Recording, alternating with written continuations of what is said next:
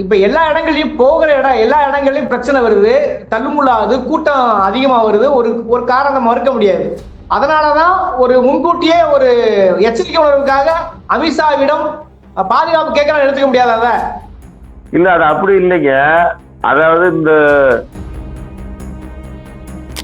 ஆளுவர்ஜன் பேசும்போது இன்னொன்னு என்ன சொல்றாருன்னா, இது எங்க தாவேக்காக தற்கொலைகள் சொல்றதோ அவங்க ஒழுங்குகளை சொல்றதெல்லாம் ஏற்றுக்கொள்ளவே முடியாது. மற்ற கூடுதலா பாத்தீங்கன்னாக்க காசு கொடுத்து கூட்டியார கூட்டம், அதனால அவங்க ஒழுக்கமா இருக்கிறது ஆட்சேபருக்கு ஒண்ணும் இல்ல. ஆனா நாங்க காசு கொடுக்காத கூட்டம், அதனால எனக்கு கொஞ்சம் முன்ன முன்ன இருக்குதான் செய்யும்ன்றாரு. இல்ல நீ ஒழுக்கமான கூட்டம், அதாவது முதல்ல இதுவே ஒரு அயோக்கியத்தனமான பேச்சு. மற்ற கட்சிகள் தொண்டர்கள்ங்கிறது கிடையாது, காசு கொடுத்து கூட்டிட்டு வந்தாங்க, அதுலயும் பாலு கிரௌடு கிடையாது, எல்லாம் 300 ரூபாய் கொடுத்து கூட. எங்களோட இதுல நாங்க திரும்பி பதிவு பண்ணோம், கொளத்தூர்ல 200 பேத்துக்கு மேல கூப்பிடாதுங்கிறது. ராம்தாஸ் அத்வாலே தெளிவா சொல்றாரு, தமிழ்நாட்டில் என்டிஏ கூட்டணி ஆட்சி அமைக்கும், அது யாருடைய உதவியோட? விஜயின் உதவியோடு அப்படிங்கிறாரு. பாஜக ஆட்சி அமைப்பதற்கு விஜய் ஏன் உதவி செய்யணும்? அப்ப இங்க நடந்துகிட்டு இருக்கிற அத்தனை பிரச்சாரங்களும் விஜயினுடைய கூப்பாடுகளும்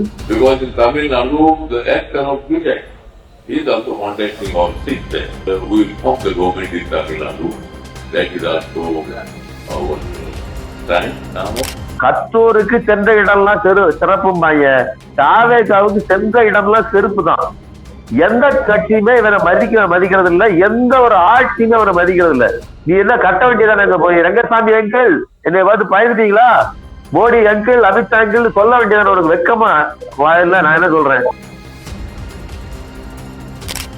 இவங்க இன்னொன்று இதை வைத்துக் கொண்டு என்ன சொல்றாப்லன்னா, நான் இனிமேல் பிரச்சாரத்துக்கு வரமாட்டேன். ஏன்னா 3-4 மணிக்கு நின்று பார்த்தாப்புல வெயில் சுட்டி எரிக்குது. இவர்தான் என்ன சொல்றது, ஏசி ரூம்லயே வளர்ந்தவராச்சு, ஒரு போன்சாய் செடியாச்சு.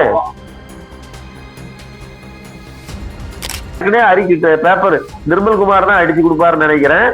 இனிமேல் வீடியோ ஷூட் மட்டும் இருக்கும், ஸ்கிரிப்டா எழுதி வாசிட்டு ஷூட்டிங் மட்டும் இருக்கும். அதுவும் ரூமுக்குள்ள கிரீன் ஸ்கிரீனை போட்டுட்டு திரைப்படத்தை விட ஒரு சொகுசான அரசியலை இந்த ஆள் இங்கதான் இவர் தான் பண்றான் உலகத்திலேயே.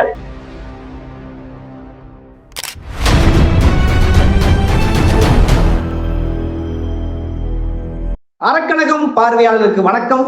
இன்று நாம் சந்திக்கிற அரசியல் ஆளுமை ஊடகவியலாளர் திரு சுமன் கவி அவர்கள். வணக்கம். வணக்கம். குறிப்பா அரசியல் கட்சியில பல்வேறு கட்சிகள் பெரிய பெரிய கட்சிகள்லாம் கூட பாத்தீங்கன்னா களத்துல போட்டி போட்டா கூட நேற்று உருவான முக்கியமான கட்சியாக குறிப்பாக இளைஞர்கள் புது ஓட்டர்ஸ் கொண்டாடக்கூடிய தாவேகாவுக்குள்ள பல்வேறு சர்ச்சைகள் அந்த கட்சினால அந்த மீட்டிங் வந்தாலும் பிரச்சனையா இருக்கு, பிரச்சாரத்துக்கு வந்தாலும் பிரச்சனையா இருக்குது, தனிப்பட்ட முறையில் பேசினா கூட பிரச்சனையாக மாறிக்கொண்டிருக்கிறது.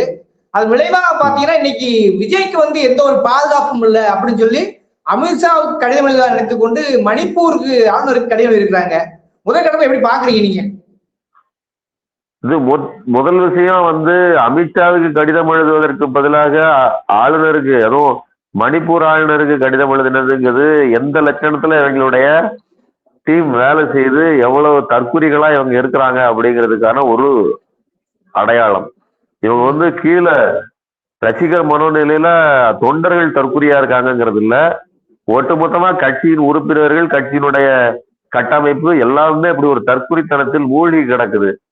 அது மட்டும் இல்லாம ரொம்ப நயவஞ்சகத்தனமா இருக்கிறாங்க. குறிப்பா இந்த ஆதவர்ஜுனா இருக்கிறாரே, அவரு ஒவ்வொரு விஷயத்தையும் அதை எதிர்கட்சியின் மேல் தலையில் தூக்கி போட்டு அதை அரசியலாக்க நினைக்கிறார். இங்க ஒரு கூட்டத்துல சமீபத்தில் நேற்று நடந்த கூட்டத்துல ஒருத்தர் பாட்டில தூக்கி வீசிட்டாங்க, ஐயோ பெண்களுக்கு பாதுகாப்பு இல்லைன்னு கத்துறாப்புல. பாட்டில வீசினதை விசாரிச்சு பார்த்தா கடைசியில யாருன்னு பார்த்தா உன்னுடைய சொந்த கட்சிக்காரன் தான். 2 பேரு குடிச்சு போட்டு சண்டை போட்டாங்க அப்படிங்கிறாங்க. போலீஸ் கூட்டு போய் விசாரிச்சா அவர்களுடைய பைக்ல இருக்கக்கூடிய அடையாள அட்டை எல்லாமே இந்த தாழக கட்சியினுடைய அடையாள அட்டை, புகைப்படங்கள் எல்லாமே வச்சிருக்காங்க. அப்போ உன் கட்சிக்காரனையே நீ தூண்டி விட்டு அல்லது உன் கட்சிக்காரனையே வைத்து சண்டையிட வைத்து விட்டு அந்த பாற்று சில்லுகள் பெண்கள் மேல் பற்றுச்சு அப்படி ஐயோ அம்மா அப்படின்னு நீலி கண்ணீர் வடிப்பதும், அத மேடையில எங்களை ஒடுக்க பாக்குறீங்களா அப்படின்னு சொல்லி ஆளுங்கட்சிக்கு எதிராக சவால் விடுவதும், வாய்ச்சவடால் விடுவதுமாக இந்த விஷயத்தை திசை திருப்புதுங்கிறது ஆதவர்ஜுனாவினுடைய பக்காவான ஒரு அயோக்கியத்தனத்தின் அடையாளம். இது அரசியலே கிடையாது. இந்த ஆள் மேல எந்த விதமான வழக்குனாலும் போடலாம். ஏன்னா ஒரு நிகழ்வு நடக்குன்னா அந்த நிகழ்வு மேல ஒரு மோட்டிவேஷனை கற்பிக்கிறார் இல்லையா? இது வந்து ஒரு தேர்தல் காலம். இதனுடைய கட்டமைப்பு இப்போ இன்னைக்கு அதிகாரம் எல்லாமே வந்து தேர்தல் கமிஷன் கையில இருக்குது. அது ஒரு அட்டானமஸ் பாடி. அது ஒருவேளை சந்தேகம் இருந்தா, இப்ப நீங்க வந்து இவங்க இப்படி ஒரு கேள்வி எழுப்புறாங்கன்னு சொன்னோம்னா அது கேள்வி கேட்குது, ஏங்க சரியான பாதுகாப்பு கொடுக்கலன்னு. அவருக்கு சரியான பாதுகாப்பு கொடுக்கலன்னு சொல்றதுக்கு எந்த முகாந்திரமும் கிடையாது. நீ சொல்லிட்டேன்னு சொல்றாங்க. ஆனா அதுல கூட உங்களுக்கும் பாஜக அரசுக்கும் ஒரு தொடர்பு இருக்கிறது, ஒரு உறவு இருக்குது. அதனாலதான் உங்க மேல இவ்வளவு நெருக்கடி இருந்தும் தேர்தல் ஆணையமோ இன்னொரு அமைப்புகளோ துணிந்து நடவடிக்கை எடுக்கலன்னு சொல்றேன். குறிப்பா ராம்தாஸ் அத்வாலேன்னு சொல்ற ஒன்றிய இணையமைச்சர், முன்னாடி பிளாக் பாந்தர் அப்படின்னு சொல்லி கரும் சிறுத்தைகள்ங்கிற அந்த அமைப்பை வைத்து, தலித் பாந்தர் அமைப்பை வைத்திருந்த, அதை கட்சியாக்கி இன்னைக்கு வந்து பாஜக கூட்டணியில் இருக்கக்கூடிய ராம்தாஸ் அத்வாலே சொல்றாரு, இந்த நாம வந்து பாஜக என்டிஏ கூட்டணி 2026 தேர்தலில் தமிழ்நாட்டில் ஆட்சி அமைக்கும், விஜயின் உதவியோட ஆட்சி அமைக்கும் அப்படின்னு சொல்றாரு. அப்ப விஜய் என்ன பண்ணிட்டு இருக்கிறாப்புல களத்துல? அதுதான் இவங்க வந்து ஒரு கூட்டு களவாணிகள். பாஜகவும் தாவேகாவும் ஒரு என்ன சொல்றோம்னா ஒரே கூட்டணியில் இருக்கிற மாதிரி தான் வேலை செய்யறாங்க. எந்த ஒரு விஷயத்துக்கும் இன்னைக்கு தேர்தல் கமிஷன்ல 1000 பிரச்சனை இருக்குது அவர்களுக்கு. எல்லாரையும் தான் அவங்க வந்து பரிசோதனை பண்றாங்க. முதலமைச்சருடைய வண்டியை பரிசோதனை பண்றாங்க. அவங்களுடைய கட்டுப்பாடுல தான் மொத்தமாவே இருக்குது. இது ஒரு காபந்து அரசு.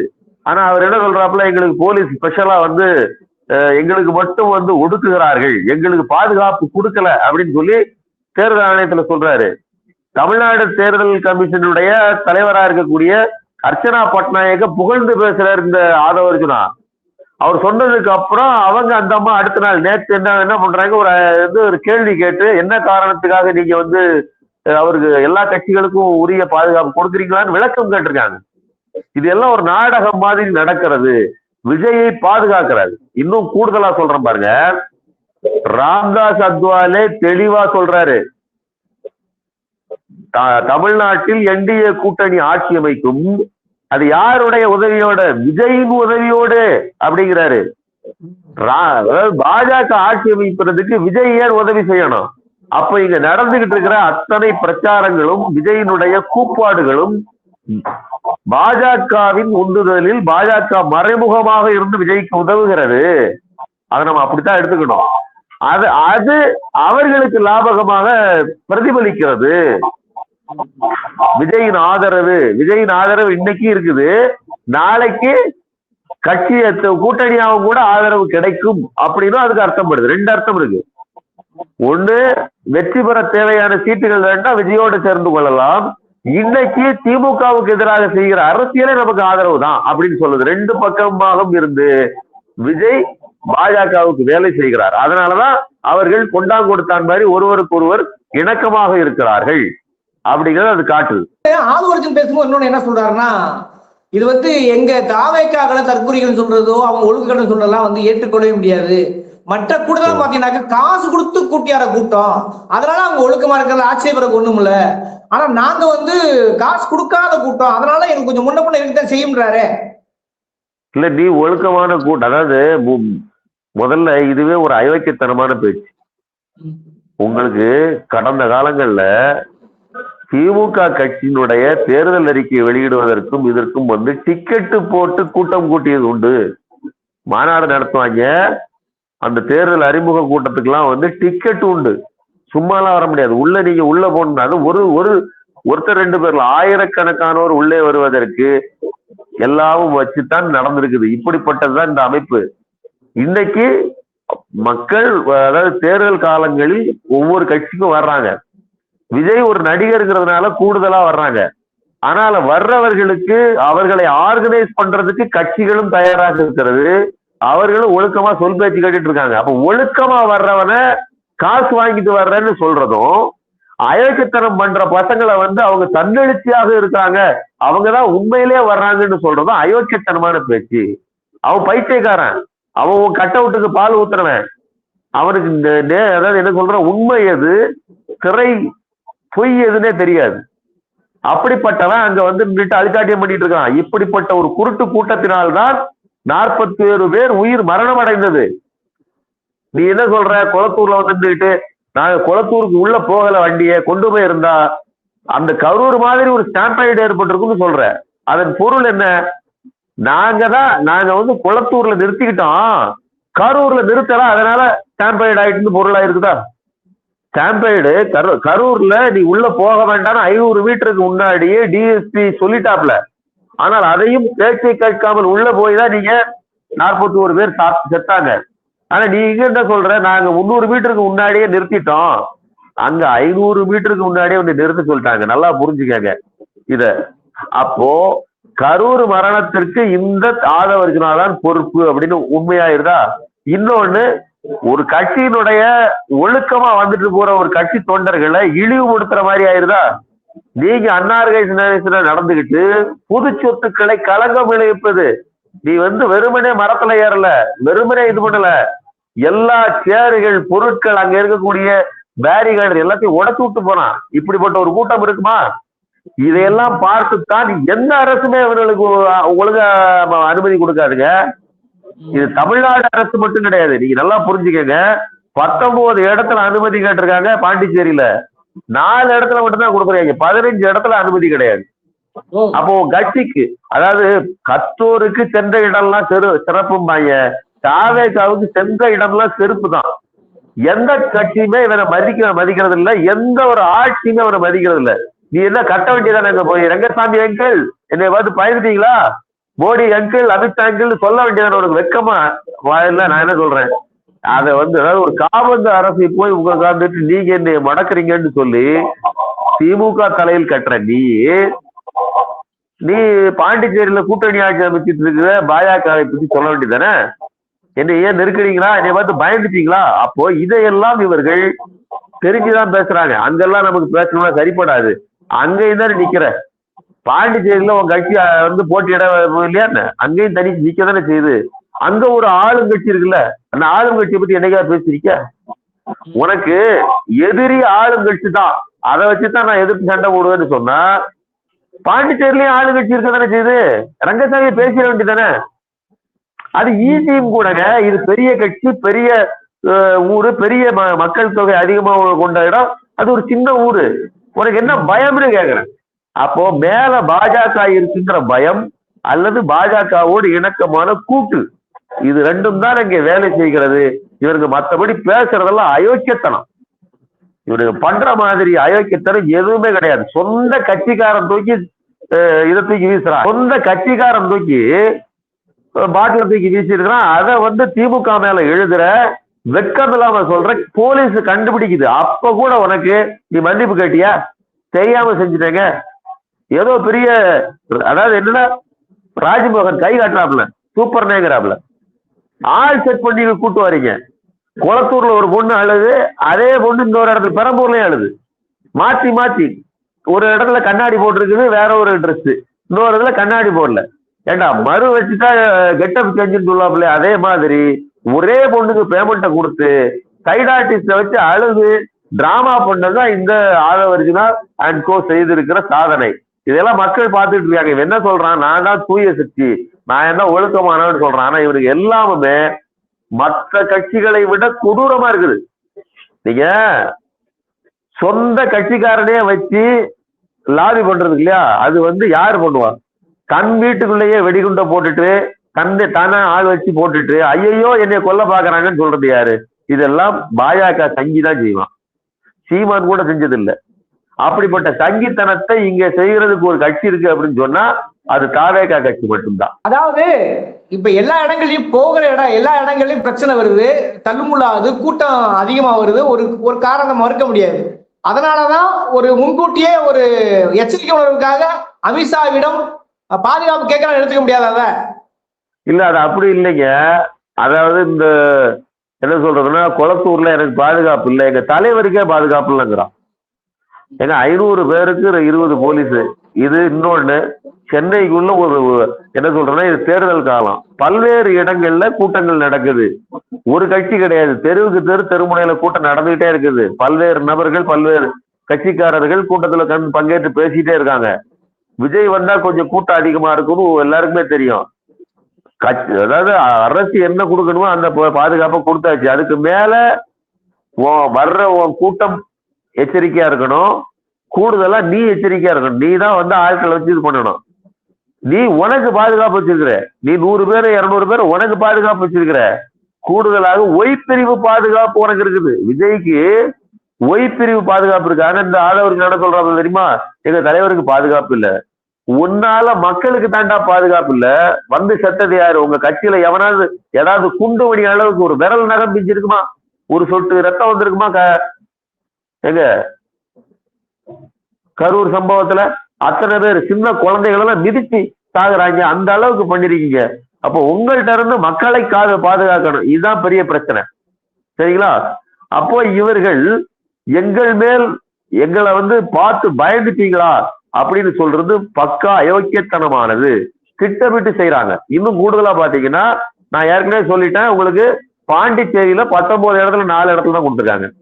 அந்த அரசு ஏன் அதை ஏன் பயப்படுதா? அதுக்கு மக்கள் மேல ரெஸ்பான்சிபிலிட்டி இருக்குது. அதனாலதான் நீங்க வந்து இந்த ஈசா சிங்கிற கூடிய அந்த பெண் போலீஸ் அதிகாரி அங்க அவங்க அவ்வளவு திட்டினாங்க. அப்ப கூட வெக்கம் இல்லை இந்த தாவேக்கா தற்குறிகளுக்கு. கொஞ்சமாவது அறிவு வேண்டாம். அந்த அம்மா என்ன பேச்சு பேசுது?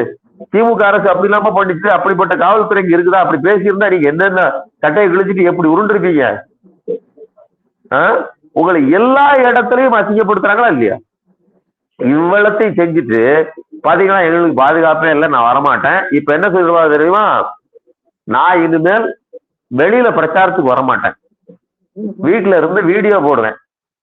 ஏன்னா வெயில் அடிக்குது. நீங்க கரெக்டா பாருங்க, அங்க பெரம்பூர் போறதுக்கு கொளத்தூருக்கு அவரு வாங்கின டைம் வந்து 5 to 6 டைம். சரிங்களா? ஆனா அவர் வந்தது வந்து 3:45. 1.25 மணி நேரம் வந்து முன்னாடியே வந்தாச்சு பெர்மிஷன். அங்க வாங்குற அனுமதி வந்து மொத்தமே 4-5 குழாய்கள் தான். அதாவது 5 ஒலிபெருக்கிகள் தான். 30 ஒலிபெருக்கிகள் போட்டிருக்காங்க. 500 பேர் கூடுறதுக்கு தான் அனுமதி. ஆனா 5000க்கு மேல விட கூப்பிட்டுருக்காங்க. சோ எதுக்கு சொல்றேன்னா, இவ்வளவு கூட்டத்தை கூப்பிட்டு நெருக்கடி கொடுத்து கூடுதலா விஜய் மேல மட்டும் வழக்கு இல்ல, உங்களுக்கு 5 பிரிவுகளின் 3 பிரிவுகளின் மேல அவருக்கு வழக்கு பதிவு செய்யப்பட்டது இல்லையா? அது போக கட்சிக்காரங்க 2 பேரு அங்க வந்த ஆட்டோ டிரைவர் அவங்க எல்லாம் அடிச்சு விரைச்சிருக்காருங்க. குறிப்பா ஒரு குழந்தைகளை ஸ்கூலுக்கு கூட்டு போன ஒரு ஆட்டோ டிரைவர் எங்களுக்கு நியூசன்ஸ் பண்ணாதே, கொஞ்சம் தள்ளி வழி விடுங்கன்னு சொன்னதுக்கு அந்த ஆள் அடிக்க போயிருக்கானுங்க, சண்டை போட்டிருக்கானுங்க. அதனால 2 பேர் 2 வழக்கு. சரிங்களா? குறிப்பா இன்னொன்னு ஒரு ஆம்புலன்ஸ் டிரைவர்டையும் சண்டை போயிருக்காங்க. இப்படி பொது சொத்துக்களை அபகரிப்பது, நாசமாக்குவது, மக்களுக்கு இடையூறு விளைவிப்பது, போக்குவரத்தை பெரிய அளவு ஸ்தம்பிக்க வைக்கிறது, இது எல்லாம் விஜய் திட்டமிட்டு செய்யறாரு. அவர் வண்டி வருதுங்க, கொஞ்சம் வேகமா போனா அடுத்த கட்டத்தை அடுத்த ஊருக்கு போயிடலாம், அடுத்த தெருவுக்கு போயிடலாம். கூட்டம் பின்னாடியே வரணுங்கிறதுக்காக வர்றவனை விட ஸ்லோவா வண்டியை ஓடிட்டு வரான். இப்ப திட்டமிட்டு கூட்டத்தை ஒரு இடத்துல இருந்து இன்னொரு இடத்துக்கு நகர்த்திக்கிட்டு போறாருங்க இவனுங்க. அவன் என்ன சொல்றான்? எங்களுக்கு அனுமதி கொடுக்காதனால கூட்டம் அப்படியே எங்க பின்னாடியே வந்துகிட்டு இருக்குன்னு ஒரு பொய்யை சொல்றான் அந்த ஆதவர்ஜுனா. திட்டமிட்டு கூட்டத்தை வரவழைப்பு. இன்னும் உங்களுக்கே தெரியும், கரூர் விவகாரத்துல வந்து அதாவது உள்ள கரூருக்கு அப்புறம் வந்து கதவை மூடிக்கொள்றாரு. உள்ள கருப்பு திரை போட்டுட்டு வெளியில தலையை காட்டல, எல்லாரும் உள்ள வரணும் அப்படிங்கிறதுக்காக. சரிங்களா? சோ இப்படி இவங்க இன்னொன்று இதை வைத்துக்கொண்டு என்ன சொல்றாப்லன்னா, நான் இனிமேல் பிரச்சாரத்துக்கு வரமாட்டேன். ஏன்னா 3-4 மணிக்கு வந்து நின்று பார்த்தாப்புல வெயில் சுட்டு எரிக்குது. இவர்தான் என்ன சொல்றது, ஏசி ரூம்லயே வளர்ந்து வராச்சே, ஒரு போன்சாய் செடியாச்சே. ஏங்க 48 வயசான துணை முதல்வர் உதயநிதி ரோட்ல இறங்கி எல்லா பக்கமும் போயிட்டு வர்றாரு. அவர் இந்த வளர்ந்து விட்டார் என்ன சொல்றான், வந்து மன்னர் ஆட்சியான்னு கேட்கிறான். இளவரசர்ங்கிறான். இல்ல இளவரசர் ரோட்ல நின்று எல்லாருக்காகவும் வேலை செய்யறாரு, நீ என்னது பண்ணிட்டு இருக்கிற? அப்போ இவன் திட்டம் போட்டு விஜய் வந்து இனி பிரச்சாரத்துக்கு வருவது அவருக்கு சாதாரண விஷயம் இல்லையா? பிரச்சாரத்துக்கு வரக்கான வாய்ப்பு குறைவுன்றீங்களா? அதோட இன்னொரு கேள்வி சேர்த்து கேட்டுறேன். ஆதவர்ஜுன் என்ன சொல்றாருன்னா, பெண்கள் வந்து இந்த மாதிரியான கூட்டத்துக்கு வரக்கூடாதுன்றதுக்காக பாட்டில் எறிகிறாங்க என்ற குற்றச்சாட்டு முன்வச்சிருக்காரு. இந்த 2 கேள்விக்கு பதில் சொல்லுங்களேன். அதான் அது நான் ஏற்கனவே சொல்லிட்டேன். சொந்த கட்சிக்காரன் எரிஞ்ச பாட்டிலு அதை கொண்டு போய் வந்து திமுக காரன்னு அவங்க மேல வைக்கிறதே வந்து அயோக்கியத்தனமான பேச்சு. எந்த ஒரு பிரச்சனைக்கு ஏதாவது ஒரு சம்பந்தம் இல்லாத ஒன்றை கொண்டு போய், அதுவும் திமுக தலைவரா எழுதுறது கங்கணம் கட்டிட்டு உட்கார்ந்துருக்கான் அந்த லூசு. இந்த விவகாரத்துல ஆதவர்ஜுனா பட்காவா அம்பலமாகி போயிருக்கிறான். ஆதவர்ஜுனா மட்டும் இல்ல, இந்த தாவேகா கட்சியும் விஜயினுடைய இந்த பொய் புரட்டுகளும் பட்டவர்த்தனமாக அம்பலமாக இருக்குது. கையும் களவுமா அப்படின்னு சொல்லுவாங்க இல்லையா, திருடும் போது அப்படியே பிடிச்சா கையும் களவுமா, அப்படிப்பட்ட திருட்டுத்தனத்தில் இவர்கள் பேசியது கையும் களவுமாக மாட்டிருக்கு இந்த சம்பவத்துல. அப்போ இவருங்க ஆள் செட் பண்ணி இவருங்க சொந்த கட்சிக்காரனே எரிந்ததுதான். சரிங்களா? இன்னொன்று, பெண்கள் வரக்கூடாது அப்படின்னா கூட்டத்துக்கு பெண்கள் குழந்தைகளை தூக்கிட்டு வரக்கூடாதுன்னு நாம் ஏற்கனவே சொல்லியாச்சு. ஆனா இந்த கொளத்தூர், பெரம்பூர் 2 தொகுதியிலுமே குழந்தைகளை தூக்கிக்கிட்டு அவ்வளவு பெண்கள் வந்திருந்தாங்க. வர்ற பெண்களுக்கு, தாய்மார்களுக்கு முதல்ல அறிவு இருக்குதா உங்க கட்சிக்காரங்களுக்கு? இதையெல்லாம் காரணம் காட்டிட்டு இனிமேல் நான் வந்து வரப்போறதில்லை. சொகுசான அரசியல், பனையூருக்குள்ளேயே அரசியல் எல்லாம் வெளியில இனிமேல் அறிக்கையாக, ஏற்கனவே அறிக்கை பேப்பர் நிர்மல்குமார் தான் அடிச்சு கொடுப்பாருன்னு நினைக்கிறேன். இனிமேல் வீடியோ ஷூட் மட்டும் இருக்கும், ஸ்கிரிப்டா எழுதி வாசிட்டு ஷூட்டிங் மட்டும் இருக்கும். அதுவும் ரூமுக்குள்ள கிரீன் ஸ்கிரீனை போட்டுட்டு திரைப்படத்தை விட ஒரு சொகுசான அரசியலை இந்த ஆள் இங்கதான் இவர் தான் பண்றான். உலகத்திலேயே அரசியல் என்பது எவ்வளவு டஃப்னு தெரியும். ஒவ்வொரு பிரச்சனைக்காகவும் நம்ம ரோட்ல வந்து நிக்கணும். இன்னைக்கு என்னை திமுக ஒடுக்குன்னு சொல்லிட்டு நாளைக்கு நான் வந்து மாற்றத்தை தர போறேன்னா நீ யாருக்காக வந்து நிப்ப? நாளைக்கு பிரச்சனை, எனக்கு மக்களுக்கு ஒரு பிரச்சனை, நீ வருவியா? எப்போ நீ வந்து விழுப்புரத்துல மழை வெள்ளம் வந்துச்சு, அவங்களையும் வீட்டுக்கு தான் கூப்பிட்ட. 41 பேர் செத்து போனா துக்க விசாரிக்கிறதுக்காக உன் வீட்டுக்கு தான் கூப்பிட்ட. ஆனா துப்புரவு பணியாளர்கள் வந்து போராட்டம் நடத்தினாங்க, அவங்களுக்கு ஆதரவு கொடுக்கறதுக்கு வீட்டுக்கு வாங்குற. இன்னைக்கு பிரச்சாரம் பண்றதுக்கு நான் வரமாட்டேன், வீடியோ அனுப்புறேன், எனக்கு ஓட்டு போட்டு வீட்டுக்கு அனுப்புங்க அப்படின்னு சொல்ற. உன்னை நம்பி யார் ஓட்டு போடுவது? எவ்வளவு பெரிய திருட்டு கூட்டம் இது அப்படிங்கிறத நம்ம புரிஞ்சுக்கணும். அப்படியே மக்கள் மேலைக்கு விட்டு விடுகிறேன். இந்த விவாதம் சொல்ல அறக்கலை நேரம் ஒதுக்கி மன்னிக்கிறேன்.